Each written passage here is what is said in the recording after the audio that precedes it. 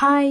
మా అగస్త్య కోసం dry fruit laddu చేస్తున్నా. మీరు కూడా చూసేయండి. దానికి కావాల్సింది 1 కప్ బాదాం, 1 కప్ పిస్తా, 1 కప్ నువ్వులు, 1 కప్ కాజు, 6-8 అంజీర్, 8-10 డేట్స్.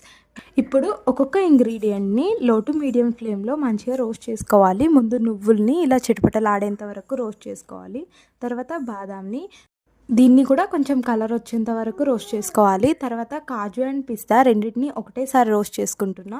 ఇలా అన్నిటిని దేంట్లో అన్నా వేసి కొంచెం చల్లారనివ్వాలి. తర్వాతే మిక్సీకి వేయాలి. ఇక్కడ నేను మిక్సీలో అన్నిటినీ పౌడర్ లాగా చేసుకుంటున్నా 2 బ్యాచెస్గా.